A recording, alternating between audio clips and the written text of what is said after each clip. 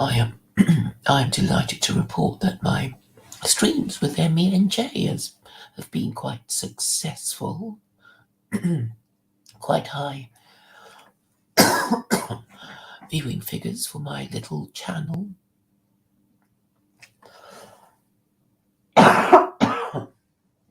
But that's because, like me, he attracts his hate watchers who post in the chat their Islamophobic comments. What is the problem with Islamophobes? The Islamophobes themselves wouldn't think that's a problem. They're just sort of being what they want to be to express their hatred and fear of Muslims and Islam.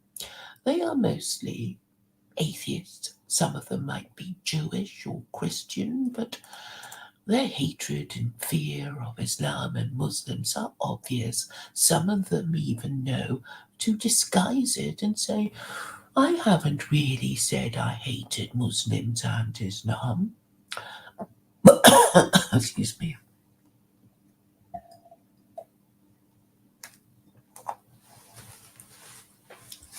Some of them would say,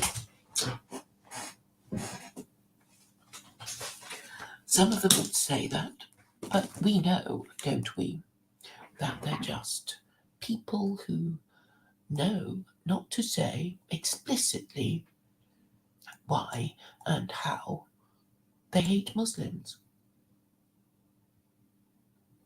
The reasons they give would be the usual Islamophobic tropes. But when you ask them, as I asked Jay, what would be better than the current system, they fall silent. Jay, who likes to pretend that he is Christian, in fact has no idea.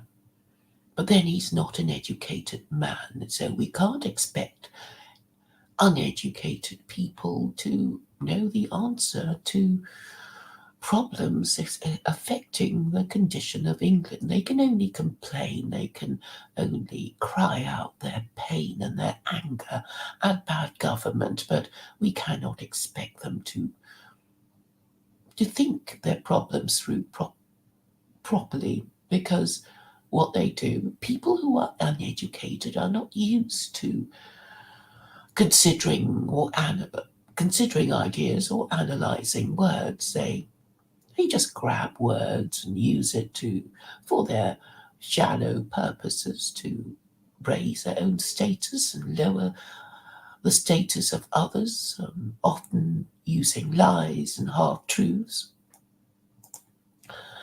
And if they're not being honourable, and often these people change their minds and contradict themselves. And so you cannot trust them to come up with any coherent solution. But I am different. I am an intellectual, I am a moral and political philosopher, as well as a social and political scientist. Added to that, I am theologically knowledgeable and able to put myself in hypothetical situations and pretend I am people with a certain set of beliefs, and then put myself in the position of their opponents who might hold a different set of beliefs. This is really, well, I don't think it's even that extraordinary, but in these degenerate days, this is considered something quite extraordinary, to be able to follow principles and imagine myself as subscribing to the same belief systems of the people who hold but a particular set of principles. So we know that Jews are supposed to believe what they are supposed to believe and act on the principles of Judaism, and similarly, Christians are supposed to hold Christian beliefs and act according to Christian principles, and we know that Muslims are supposed to act act according to Islamic principles. Of course, there is a lot of disagreement between Jews about what Jewish principles are and which ones they ought to follow, and similarly in Christianity and Islam.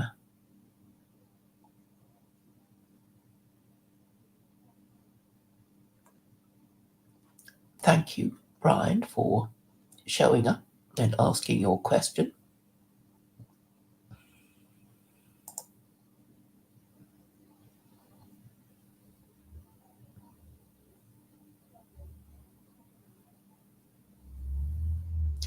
Brian is American, clearly, and Christian, I think.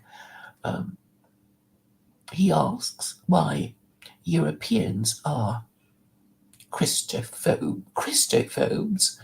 and hate Christianity more than Americans do. I've met quite a few Christophobic Gentile Americans too, and they would be atheists, and atheists, as you would expect, hate religion because there is a particular breed of militant atheists who are convinced that religion, that the world would be better off without religion.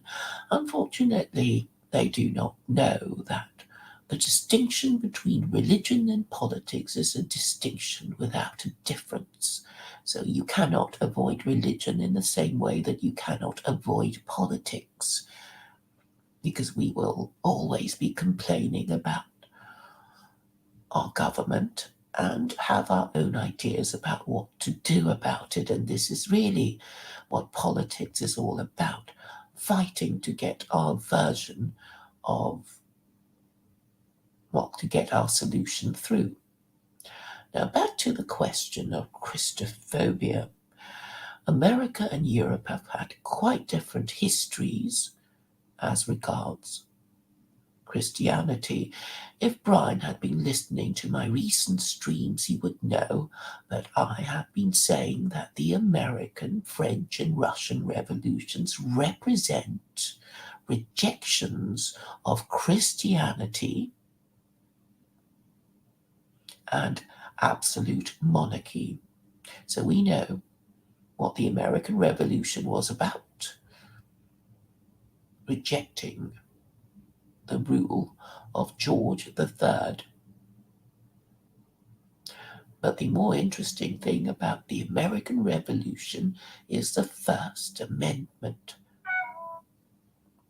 And the First Amendment is about guaranteeing the freedom of worship of American citizens.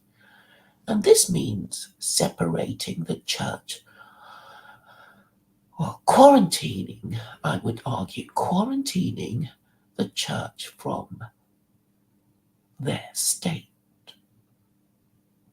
And this has been regarded as one of the achievements of Western liberalism. But is it really a liberal achievement? We know there is a White House Quran, and we know that it belonged to Jefferson, who was a lawyer who drafted the Virginia Statute on religious freedom, which subsequently became the First Amendment.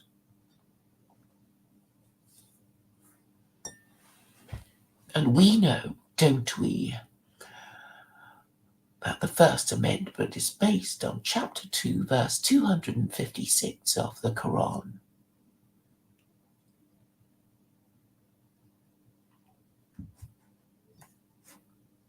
Therefore, Americans have not been burnt at the stake for denying the divinity of Jesus as Europeans were. Europeans were subject to state prosecution for not going to church. They would be fined. I don't know if you knew that, Brian Bradley. And there would be all kinds of problems for being the wrong kind of Christian. I trust you know this sort of thing from your own history. We know, don't we, from the the short stories of Nathaniel Hawthorne, that the Puritans clashed with the Quakers in New England, do we not, Brian Bradley? So there were teething problems to the American Republic. There was Christian on Christian religious persecution ending in violence and death. And I think every American would have heard of the Salem witch trials.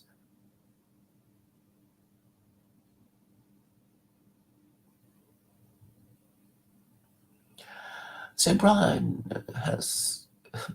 is telling us in the chat that the Quran, that the First Amendment came from Native Americans. Well, this is the first I've heard of it. Well, please post authority for your proposition. I think really Brian, being Christian, would have a problem with acknowledging that the Quran is a superior document. Because if he didn't, he would be acknowledging that he and his ancestors had been wrong, and that the whole religion of Christianity has been wrong for 2,000 years. And I don't expect him to acknowledge that immediately. So if Americans and Europeans have a different attitude towards Christianity, this is explained by their different experiences of Christianity. So the European, well, not the European now, because he enjoys freedom of belief after the European Convention of Human Rights, that guaranteed freedom of belief. I forget which article, maybe Article 9, that was established in 1950, and that was, well, a while back, so you can't expect the memory of the average European to go further back than that. And they are unfortunately mostly ignorant of their own history, so it's very difficult, making these historical points, because you might as well be talking to an Indian or, someone Chinese. If you try to make these points to Europeans, they really have no idea about their own history.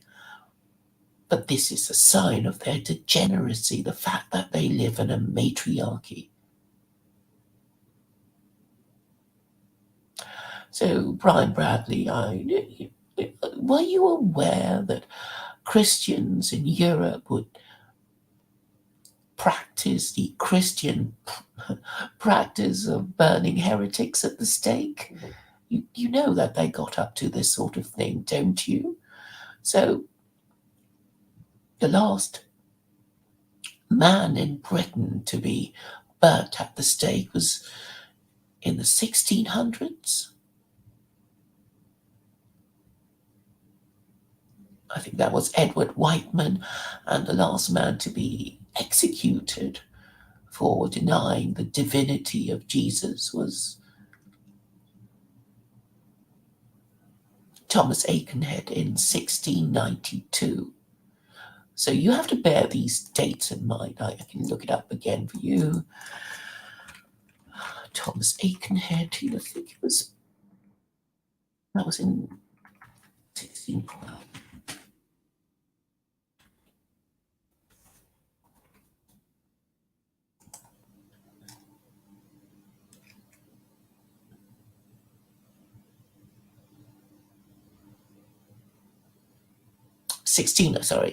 1697, Thomas Aikenhead was executed for blasphemy, for denying the divinity of Jesus.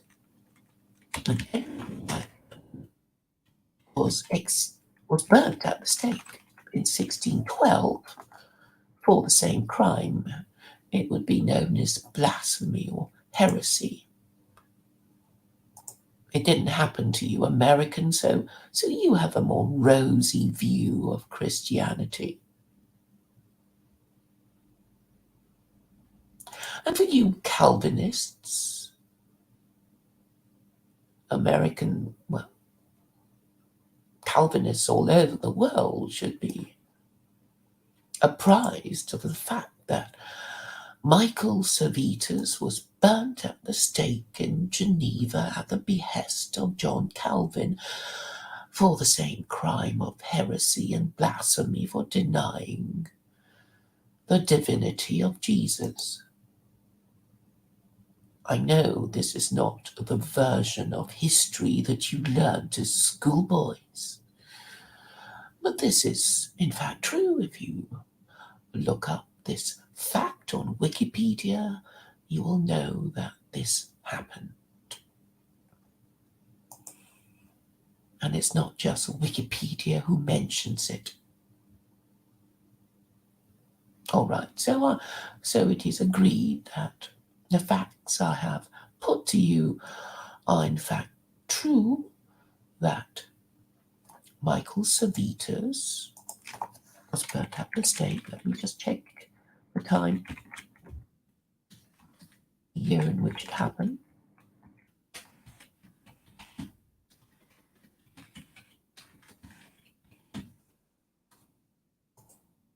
And then you should, Americans. So this happened in 1553. Michael Servetus was a Spanish theologian, physician, cartographer, and Renaissance humanist. He was the first European to correctly describe the function of pulmonary circulation. So he was a learned man, and he refused to say that Jesus was God, and for that he paid with his life and died horribly at the behest of John Calvin. Why was John Calvin so successful in getting his ideas through? Was it because of his tulip? I can't even remember what it was. I can't even remember what tulip stands for. I'll make an attempt to go through what it is. He believed in predestination.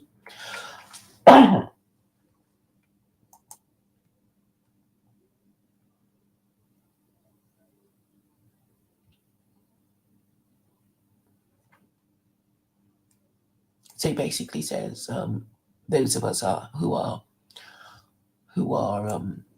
going to hell will be going to hell, and this has been already decided from the beginning. So what does TULIP stand for? It's total depravity, unconditional. T for total depravity, U for unconditional election, L for limited atonement, I for irresistible grace, P for perseverance of the saints. It's all nonsense. Calvin was popular, his ideas adopted because he said it was okay for Christians to practice usury.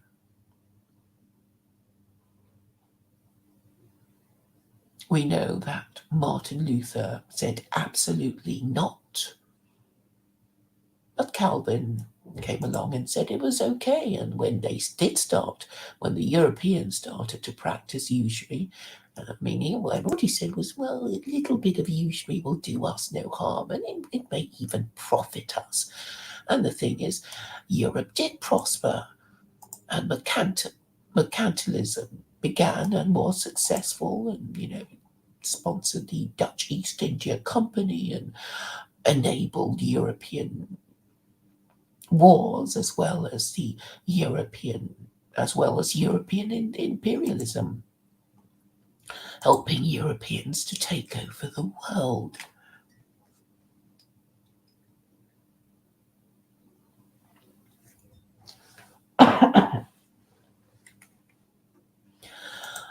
And it's only now, when in the era of negative interest rates, that we see the harm of it. So you start off with a little interest, and then you keep raising interest rates, and then you move them about, and in the meantime raising the debt ceiling and, well, borrowing, basically borrowing on the future. And you will destroy your civilization when you get to negative interest rates, because what it does is discourage savings. And so you will end up impoverishing yourselves when the bank charges you for keeping your money safe. So it's doom and gloom all round, is it not? Now, we should remember that Hitler wanted to end usury. What he should have done when he became absolute dictator was, well, he should have converted the Germans to Islam and done it in a peaceful way, but he decided to indulge his mania for land, the pursuit of land. Americans should know that originally the Constitution said pursuit of land. What's wrong with that? Of course, the pursuit of land would be at the interests of the Native Americans who were already there before them. But because the Europeans were better organized and technologically more advanced, they got their way. After all, the Native Americans were matriarchal, and to be a matriarchy means you are primitive, or declining, or extinct, or about to become extinct, as Western civilization as we know it is.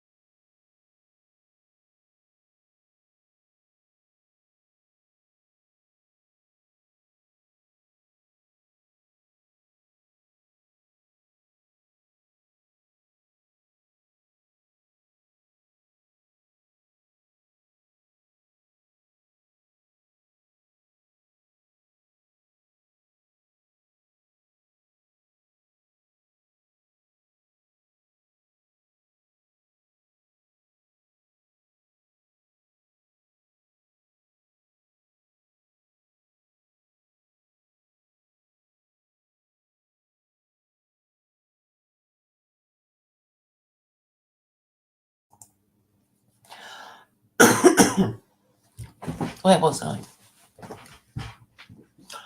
So Hitler was against usury because of what happened to the Germans after the stock market crash and hyperinflation, and how the Weimar Republic basically um, tried to inflate their way out of the reparations that the Germans had to pay after being left holding the baby of the First World War.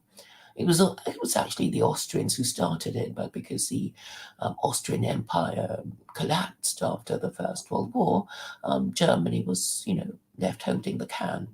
Anyway, we know what happened to the German middle classes, who suffered, well, loss to, well, enormous economic loss. Their savings were gone, and they were inclined to support Hitler, who was sweet talking to them and able to point to what they thought were the causes of their suffering.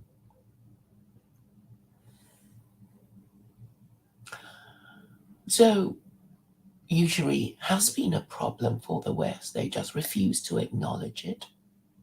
We know that, well, you would know if you read Mein Kampf that Hitler was talking about doing something about the international casino that is the stock market. But he didn't get round to doing it because you know what?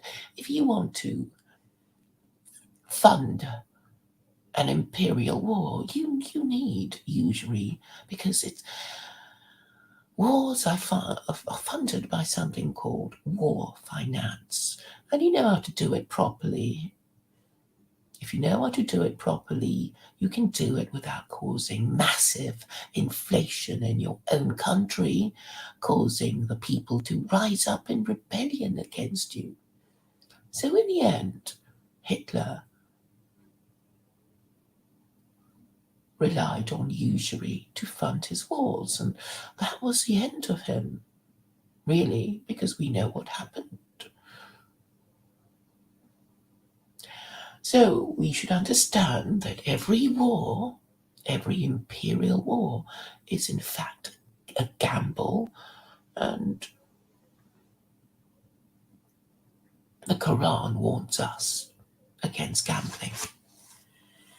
The Quran doesn't exactly forbid imperial wars. It implicitly says, well, if you do it for good reasons, and if you win, then you can extract the jizya from your conquered people, who can avoid the conditional tribute of the jizya by converting to Islam or paying it if their failed religion is so precious to them.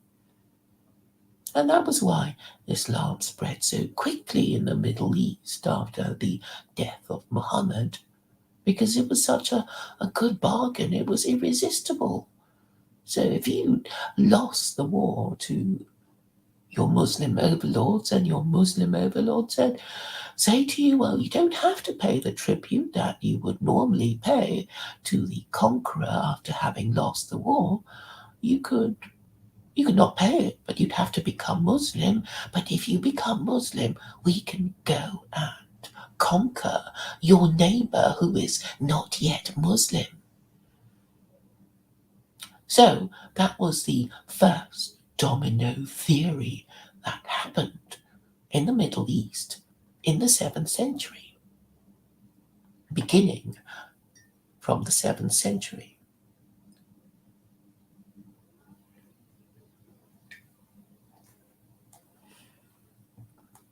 So there are really no reasons to reject Islam. Is there? Only your hatred and your fear, which has become your identity.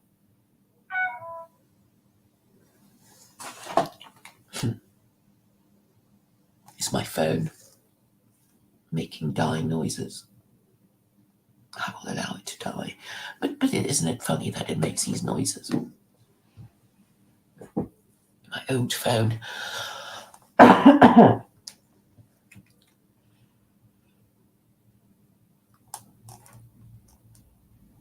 No, Brian Bradley says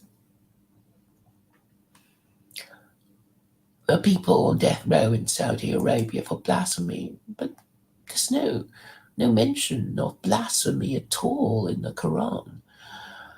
Blasphemy is a hangover of Christian overlordship. So if people actually wanted to protect their rights, these Muslims in their Muslim countries, they should know their Quran, but they don't. And so they allow their political classes to interpret their Quran to the disadvantage of the people subject to its laws. They allow innovations that wouldn't have been allowed, that would have been contradicted. After all, what is chapter 2, verse 256 of the Quran, but the basis of the First Amendment, and therefore there would be no blasphemy laws if these Saudis were properly interpreting the Quran and applying its principles.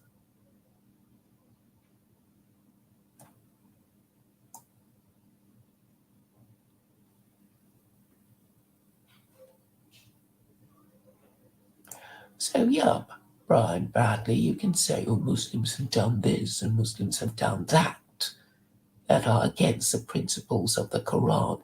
But why do you think I would want to repeat their stupid errors? Why would you assume that I would just want to repeat their stupidity under secular Quranism? Why do you think I created secular Quranism so I can repeat their stupid errors? I always do things for a reason. Secular Quranism is my interpretation of the Quran so I can dissociate myself from their stupid errors, the stupid errors in Saudi, the stupid errors in Pakistan, and God knows where else.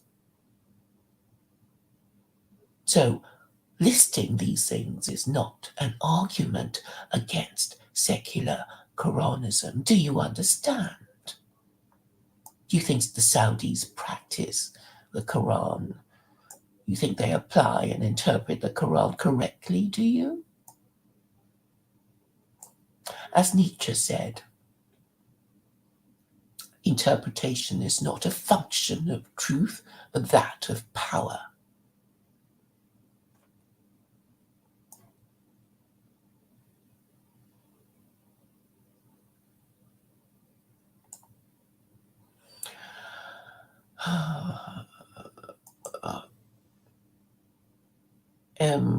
What's it, 6 million?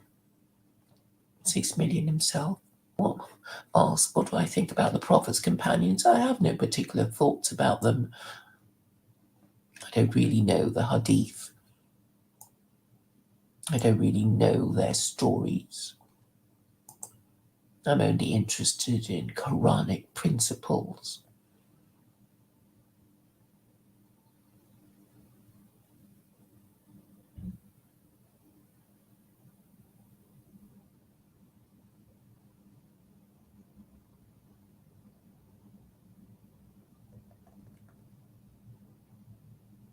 No sensible questions. I'm scrolling down quite quickly.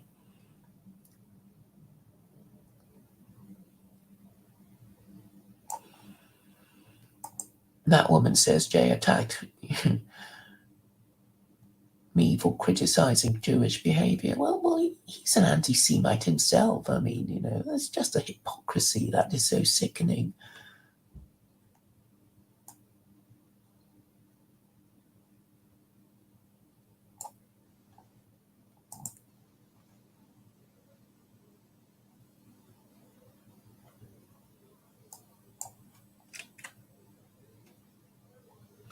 Now, where was I? The consequences of Islamophobia for Islamophobes is well, look, you can go way back to the Reformation in England. Henry VIII.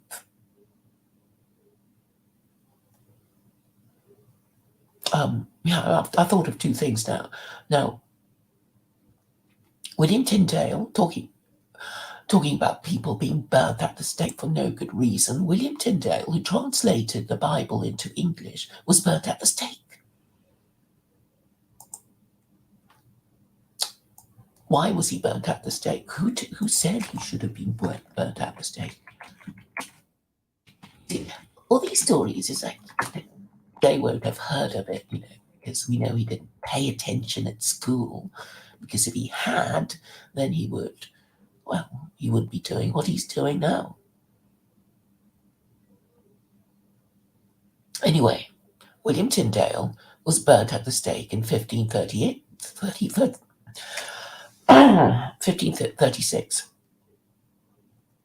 He was an English biblical scholar and linguist who became a leading figure in the Protestant Reformation in the years leading up to his execution.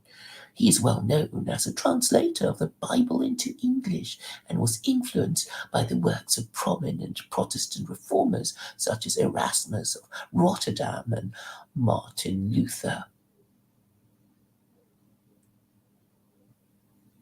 Tyndale's translation of the Bible was used for subsequent English translations, including the Great Bible and the Bishop's Bible authorized by the Church of England. In 1611, after 7 years of work, the 47 scholars who produced the King James Version drew extensively from Tyndale's original work in other translations that descended from his. One estimate suggests that the New Testament in the King James Version is 83% Tyndale's words, and the Old Testament 76%. The work of Tyndale continued to play a key role in spreading Reformation ideas across the English-speaking world and eventually across the British Empire. In 2002, Tyndale was placed 26th in the BBC's poll of the 100 Greatest Britons.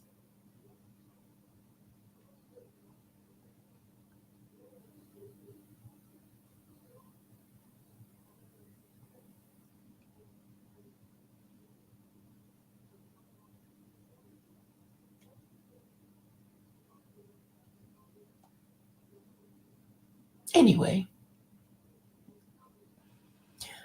he was convicted of heresy and executed by strangulation, after which his body was burnt at the stake.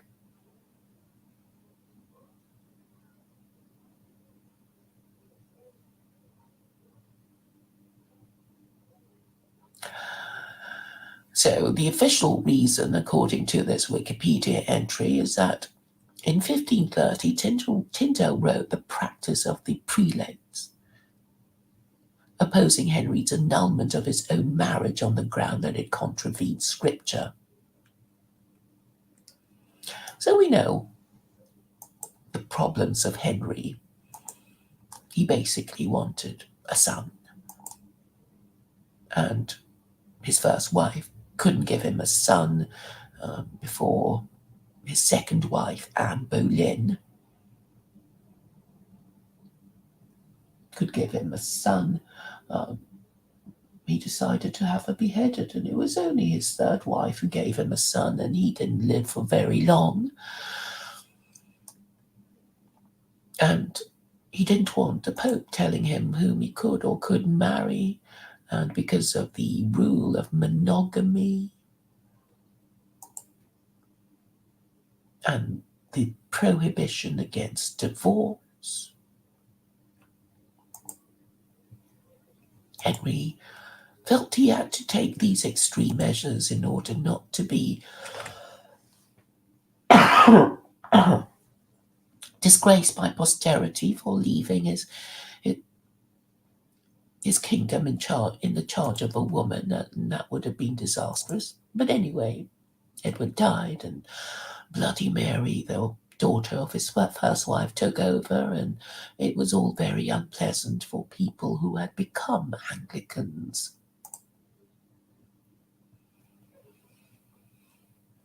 So most Americans wouldn't have, realized this, would they?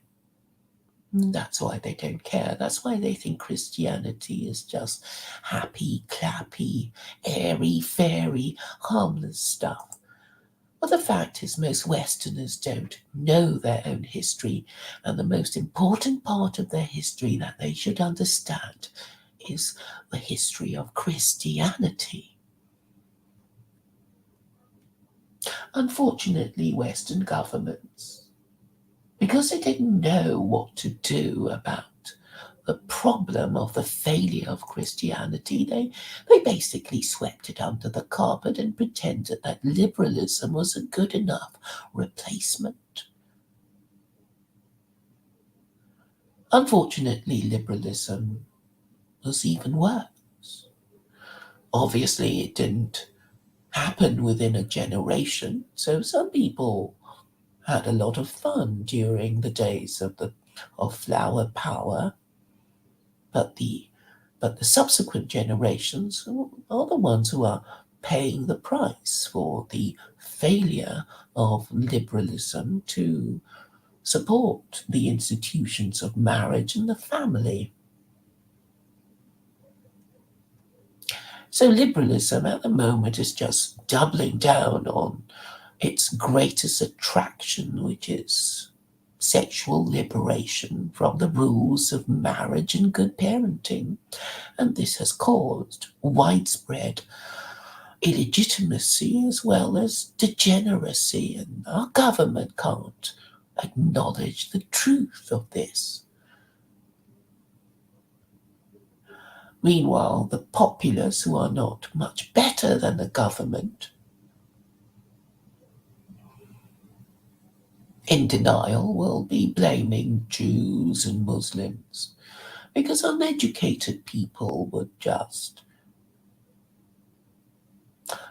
think in visual terms. They see what they don't like. They see Muslims and mosques, and they hate these Muslims and mosques, and they want to destroy mosques, and they want to expel Muslims.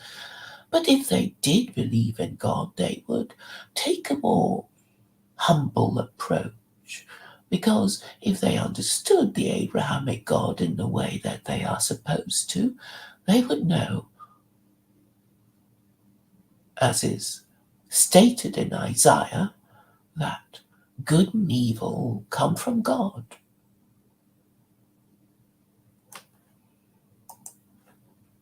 I'll find that reference for you. God created good and evil.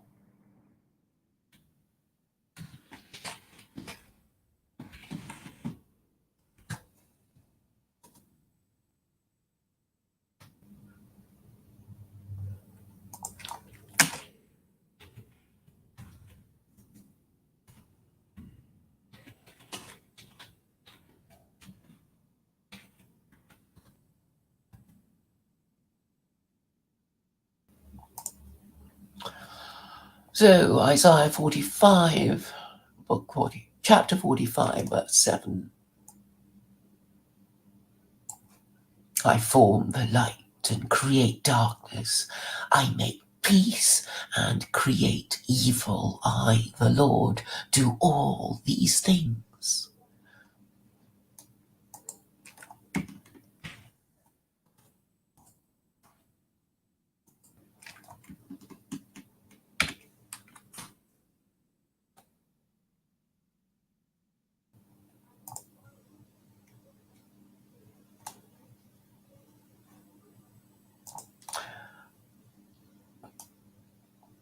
So this is the way you are intended to conceive of God, who created the universe. He's not your mate.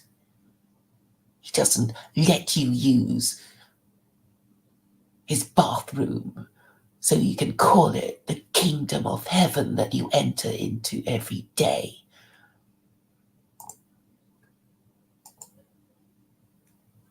So those of you who think you're on first name terms with God, you're getting the wrong idea.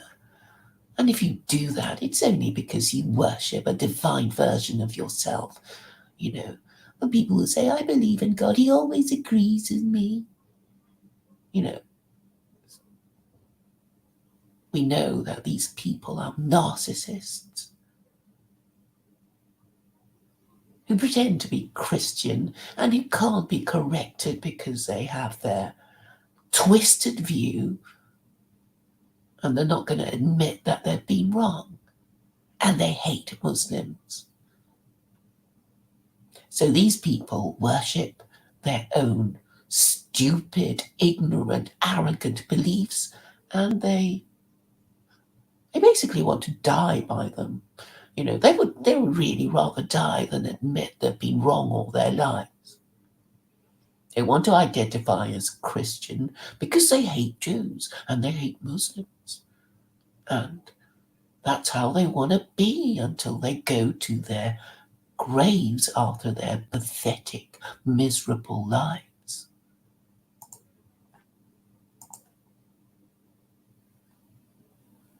But think of Christianity, isn't it a religion of idolaters and blasphemers in denial that they are idolaters and blasphemers? Isn't it a ridiculous religion, stuffed with anti-Semites who worship a Jew? Without Judaism, there would be no Jews.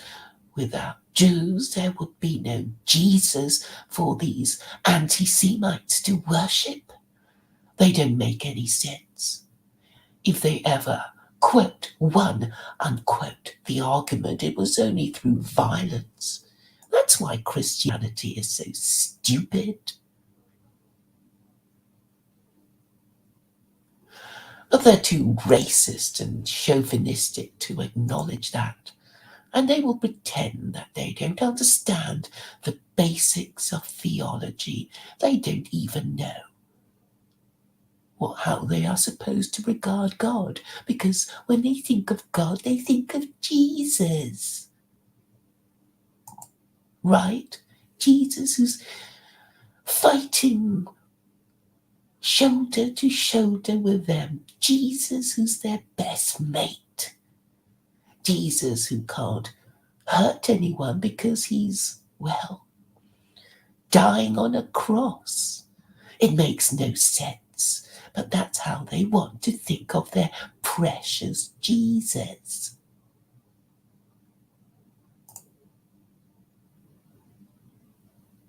And they're still not getting it. Jay is not getting it. Anyone who is Christian is not getting it. But you soon will. When your civilization crashes and burns around you, you will finally get it. When should you have gotten it? You should have gotten it in the 7th century when a better religion with a better scripture came along. But your leaders chose to ignore it and fight it and kill Muslims.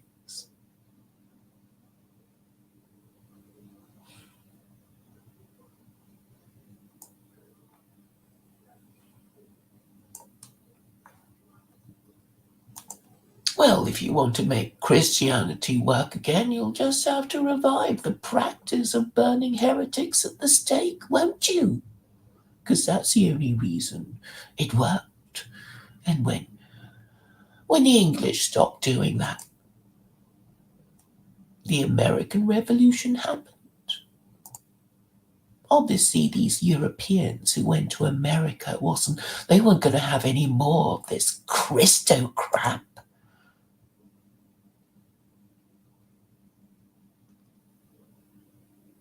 So if you can see the American, French, and Russian revolutions as rejections of absolute monarchy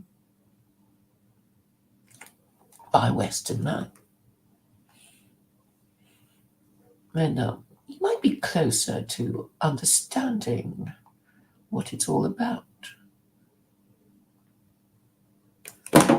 If you're capable of putting 2 and 2 together, and this isn't just in the Occident, it's not just in the West, because China gave up its absolute monarch last century and it's now a republic, a one-party republic run under rational principles.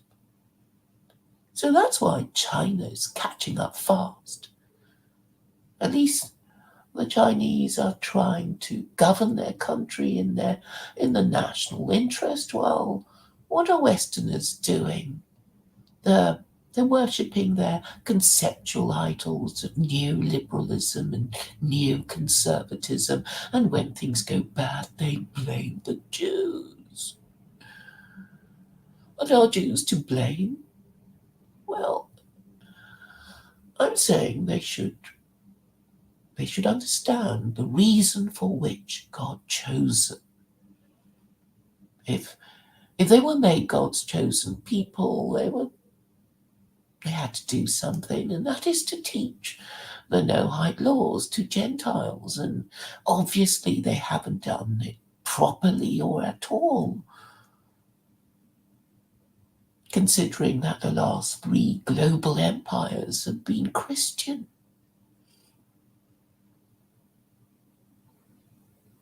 But it's not too late for Jews. if they would only do what I have been asking them to do for the last, was it 3 years? And that is to rank the 4 Gentile religions according to their conformity with the Noahide laws.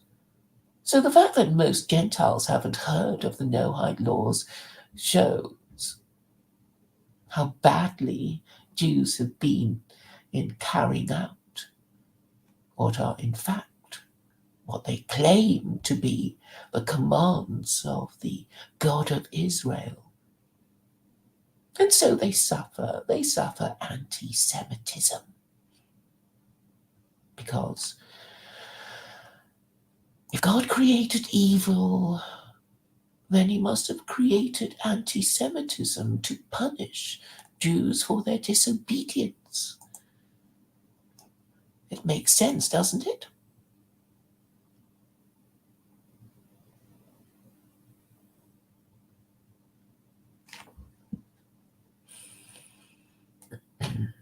So what we know is that the Abrahamic God is supposed to have made 2 revelations to mankind, the Torah to Jews, and then the Quran to Gentiles.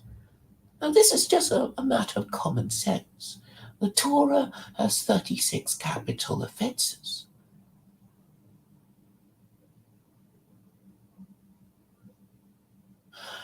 So if you believe in God, it doesn't matter if you're Jew or Gentile, and you have two kinds of theocracy to choose from, you'd have to choose the one without 36 capital offenses, wouldn't you? Even if you were Jewish. Because if you're going to take the Torah seriously, you would have to accept that it does indeed have 36 capital offenses as codified by Maimonides, whom they virtually idolize. The Rambam was the one who codified the 36 capital offenses of Judaism. So it's death for them for every little thing. It's death for them if they worship idols, if they instigate a community to worship idols, if they are guilty of blasphemy, if they break the Sabbath, if they commit adultery, if they commit sodomy, bestiality, and most interestingly, if they are a citizen of a city that has gone astray, it's death for them too. Now, what does it mean, a city that has gone astray? It means, of course, a city that has gone over to idolatry. And if rabbis were to correctly rank the 4 Gentile religions according to their conformity with the Noahide laws, they would have to rank it in the order that I will tell you. But for those of you who are not familiar with the Noahide laws because the Jews haven't been doing their job,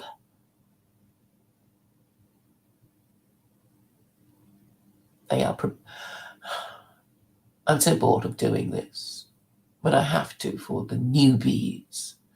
So the Noahide laws, there are 7. They include laws forbidding murder, laws forbidding theft, laws forbidding sexual immorality, laws forbidding the eating of an animal while it's still alive, and the positive commandment to establish a court and legal system. And the last 2, I say the last 2 because I think most Gentiles who consider themselves to be rational and decent would have no problem agreeing to the first 5 that I've listed. But they will have a problem of the laws forbidding idolatry and blasphemy. But let us rank the four Gentile religions according to their disapproval of idolatry and blasphemy. And I'm going to say that Islam, being closest to Judaism, would be the most Noahide. Buddhism, being atheist, would be less Noahide. Hinduism, which is idolatry, is, well, one of the least Noahide religions in the four Gentile religions. And finally, Christianity, which is idolatry and blasphemy. You must remember that Jesus was crucified for blasphemy, and Christians have been worshipping Jesus for 2,000 years. So they know what they have been doing according to their own narrative, and when you ask them how Jesus is God, they can't tell you. So they don't care. They don't care if they're guilty of idolatry and blasphemy as long as they can piss off Jews and Muslims. Why would you stick to that religion of idolatry and blasphemy? If you believed in God and the afterlife, which Christians are supposed to do, then they should be very concerned that they might be guilty of idolatry and blasphemy. But they don't care. And this must mean that they don't believe in God. And they don't believe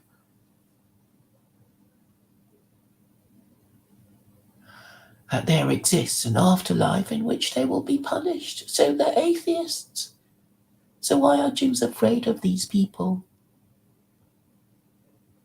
Particularly when they live in America, where they have their freedom of worship and their freedom of expression guaranteed by chapter 2, verse 256, which is the basis of the First Amendment. They haven't been doing their job at all. That's why the world is in a mess. But it's not too late, because all they need to do is rank the four Gentile religions in the way that I have suggested. And this will put Christians on notice that they have the worst religion of all. And if God exists, he would be most offended by Christianity.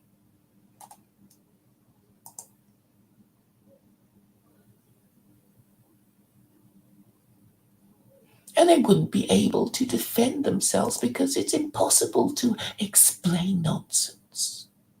What do you think the Pope and Archbishop of Canterbury are going to say when you point out?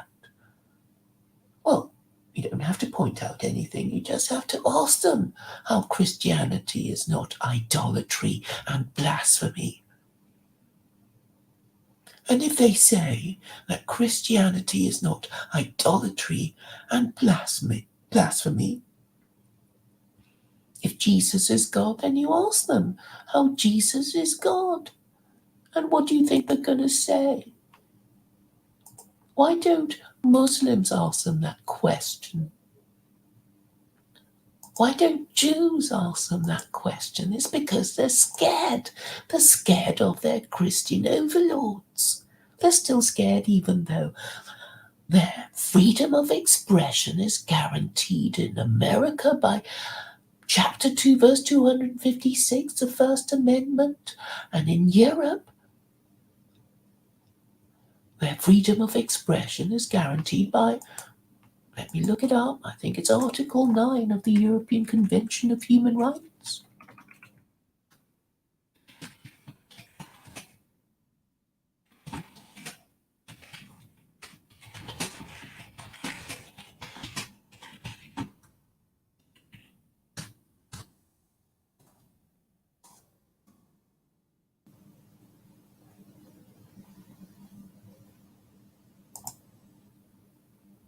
Article 9, I was right.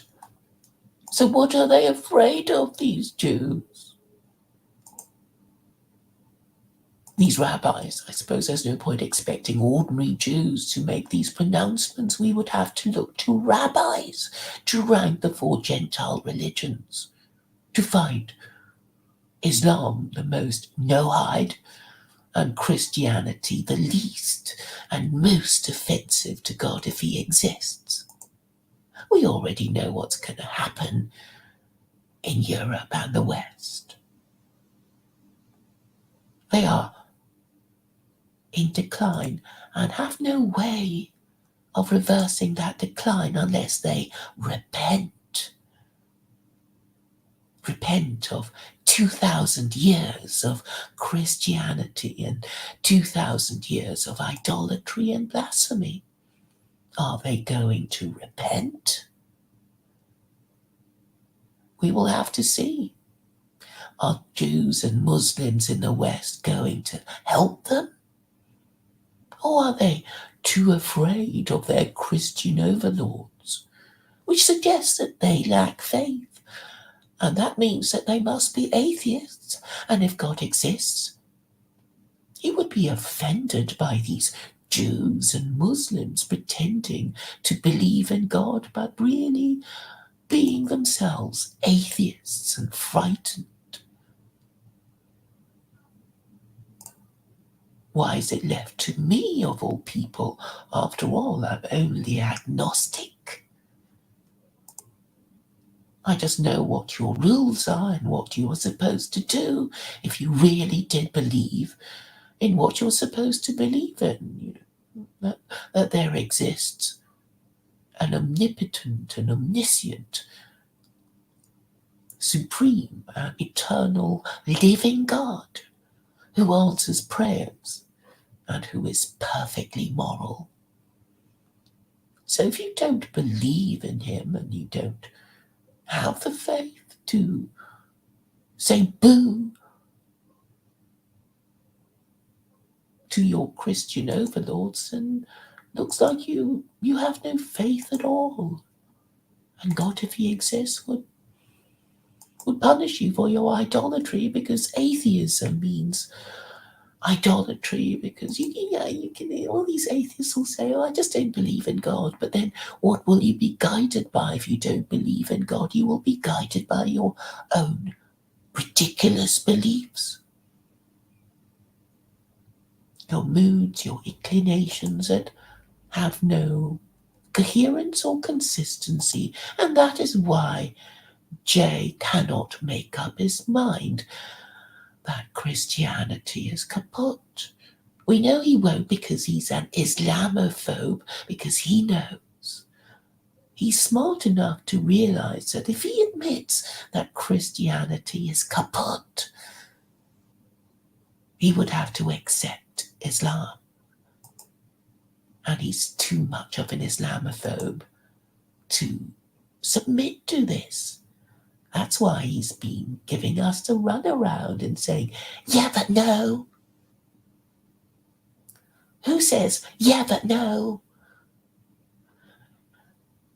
It's a comedy character called Vicky Pollard, a juvenile delinquent, a female juvenile delinquent, and Jay, a middle-aged man, uses her terms of expression without shame, without any self-awareness.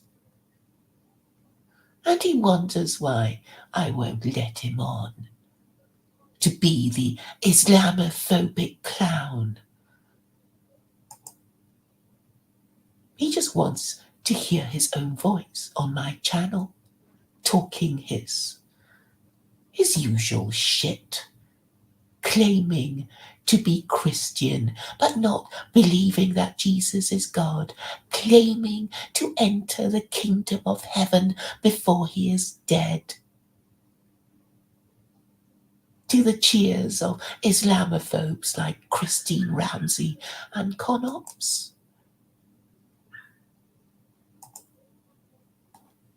Well, it ain't gonna happen.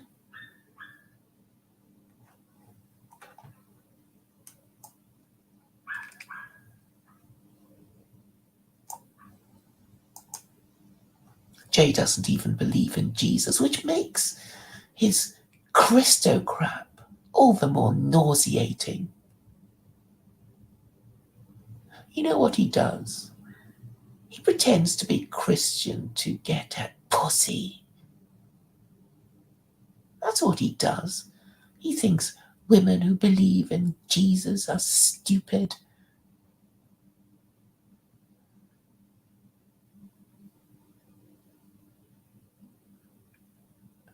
And if he talks about Jesus the whole time, they'll trust him. And when you ask him, what's the most useful thing that Jesus said in Sermon on the Mount? What's he going to tell you? It'll be some rubbish. I mean, listen, the Sermon on the Mount is supposed to be the distillation of Christian wisdom, right? But it's all drivel. It's complete drivel. Anyone who's read it, is it drivel or not?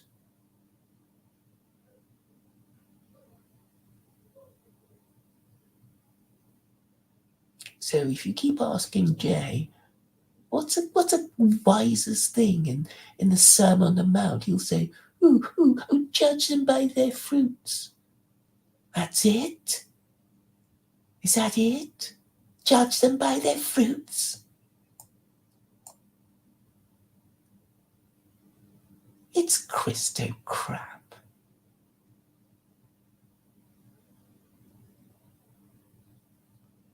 Can they find something better than judge them by their fruits?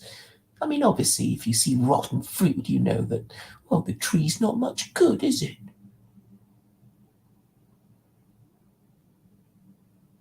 It's all drivel, really.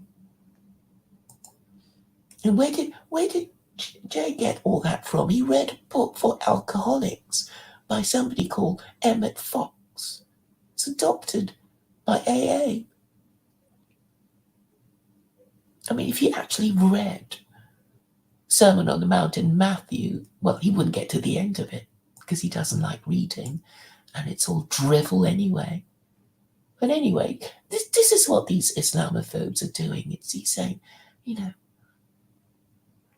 I would rather go to hell Christian than enter heaven as Muslim.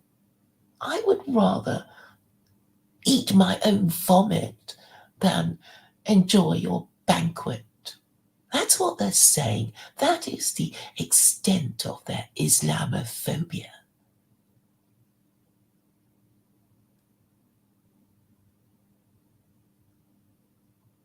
So these Islamophobes, they're literally full of shit. And they have nothing to offer.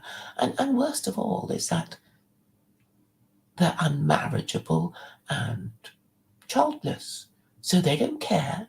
They don't care what happens to their society after they're dead, as long as they can go to their graves without acknowledging that they are the victims of 2,000 years of Christo crap. They only wish that they had died before they realized this, right? They would have loved to have been alive in the days of the Crusades when they just went east and killed Jews and Muslims. Well, that was their best time, right?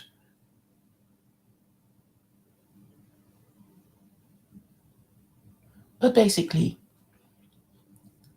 these men in nationalism who want to identify as Christian don't get it. History it's like a movie, and we're in it. We're all of us in it.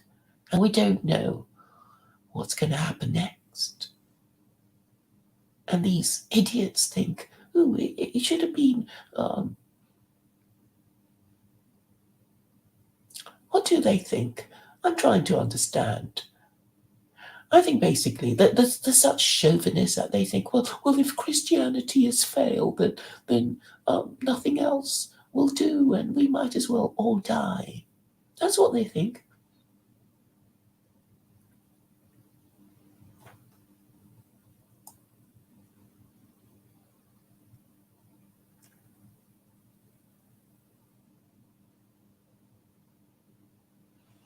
So Liu Dong, you're actually Chinese, are you?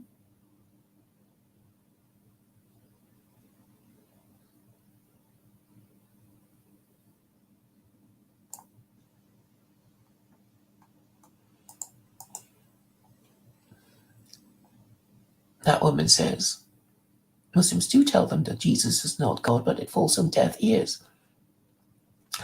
I think your technique is maybe could be improved by asking them how Jesus is God, right? How is Christianity not idolatry and blasphemy? Question number one. And when they say predictably that Christianity is not idolatry and blasphemy if Jesus is God, that's their first line of defense. Their final line of defense, actually. When you ask them, well, how and why is Jesus is God? How, they can't explain it. They can't. They might give you a link or, to some stupid essay. But no, you just keep going for them and say, well, I'm sorry, I don't understand what you mean by this and what you mean by that. Just keep going. Because they're about to fall. Can you imagine even the Pope answering your question? They can't do that. They've been spending 2,000 years avoiding that question.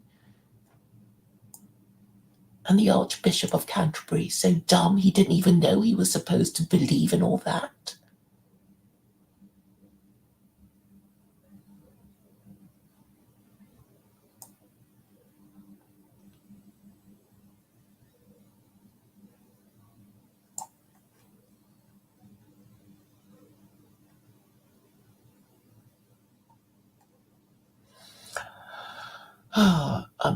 That woman, I'm afraid she's an anti-Semite too. I know she doesn't like secular Quranas and being associated with Jews, but I'm afraid I need both Jews and Muslims to deal with the Christians, and you have to work together in order to make your point. That's why it's so important that rabbis rank the four Gentile religions.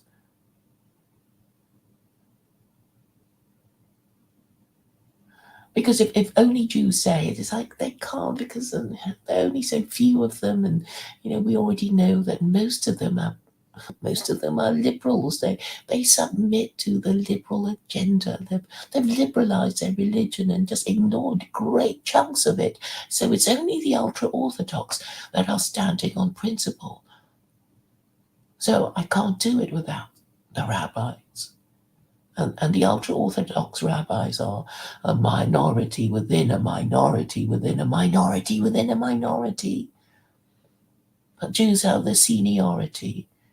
And, it's like, yeah, Christians worship Jews. So we need to use the higher status of Jews to get the Christians to see the light.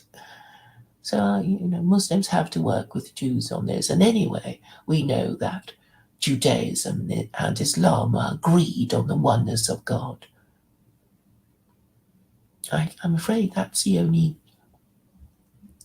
path to making these Christians see the light. Jews and Muslims have to work together on this. Because, if Muslims said it, Christians will say, you're the junior branch of the Abrahamic faith. But in a pincer movement operated by Jews and Muslims, they can't ignore your questions anymore.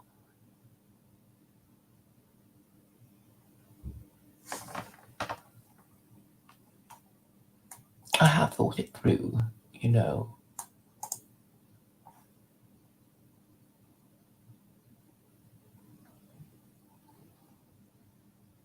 And I've already said this thing about Jews. It's like if they were being logical about their religion, and if they wanted to just, if all they want to do is get to heaven, they have to convert to Islam in order to escape the penalty of death by beheading, because it is death for them just for being a citizen of a city that has gone astray. And the whole of Christendom contains cities that have gone astray. So even if they don't break any of the other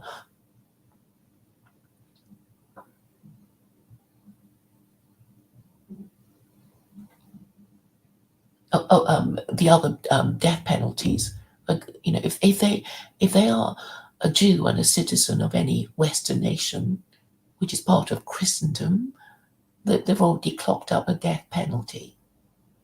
And actually, I put that question to a bunch of rabbinical contacts, and they couldn't answer my question. All I got was silence. I only got one response, which is, how dare you, you know. And then he accused me uh, of being superficial, and yeah, superficial drivel, he said, but he couldn't answer it because they've actually never learned how to answer it because they've just forgotten about it. In all their times in Christendom, the Ashkenazi Jews especially, I guess they can't bear to think that all their ancestors would have died and gone to hell because they're guilty of this thing of being a citizen of a city that has gone astray. So for 2,000 years, they moved to Christendom, and then you know they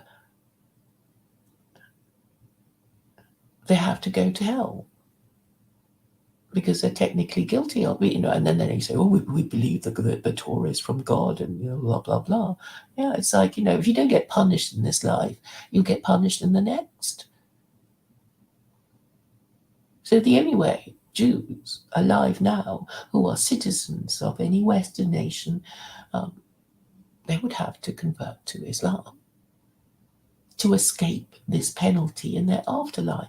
I mean, what's more hellish than, having died and thinking you've been a good Jew and following all the rules, and then God saying, well, you'll have to be beheaded.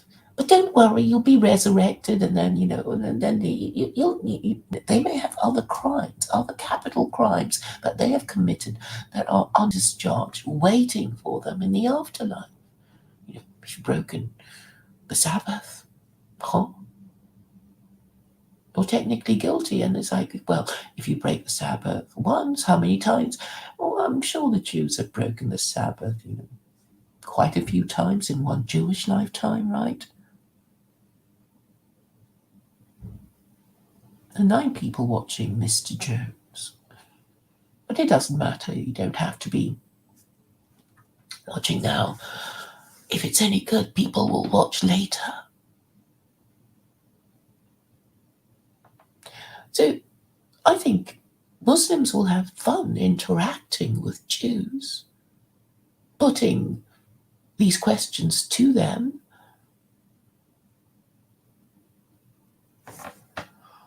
So this is what you could be doing to, protect yourselves against Armageddon. Because if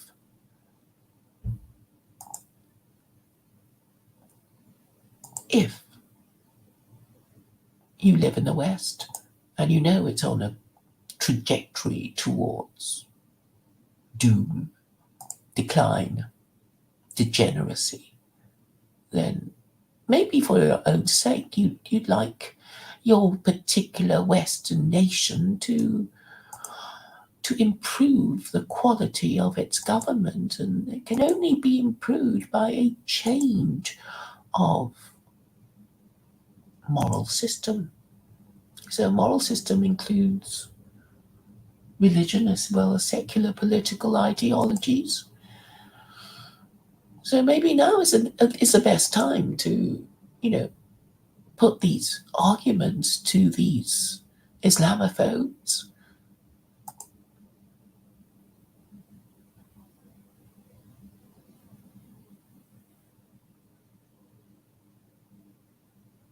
Thank you, thank you. Thank you, Amanda, for helping me, for sharing my for doing what you're doing. I am grateful. And actually, I started this stream thinking I'm going to read out the ingratitude of these Western nations to Muslims. Like the Great Famine in Ireland, when the Ottoman Emperor Sultan Abdul Mesid donated 1,000 in famine relief, equivalent to between 84,000 and 206,000 US dollars in 2019. And now they've all forgotten and decided to hate on Islam and Muslims. Because the other thing that I forgot to mention is that if you really did believe in God, and if you really believe that the perfectly moral God makes things happen in order to teach us a lesson. So what lesson would God be teaching us if he exists?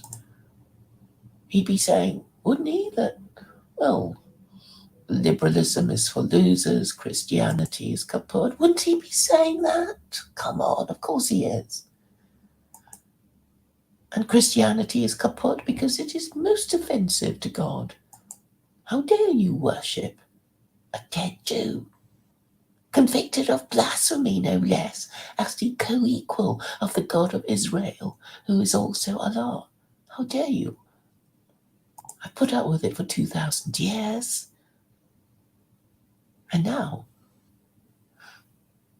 you may hear God sharpening his knives of revenge.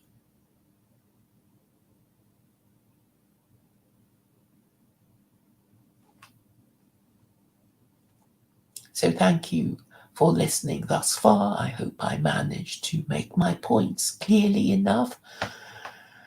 And I hope you will discuss the points I have made with others in real life. That would be helpful. And of course, to share my videos and discuss my ideas on as many social media platforms as you can. And those of you who've been helpful, thank you for your help.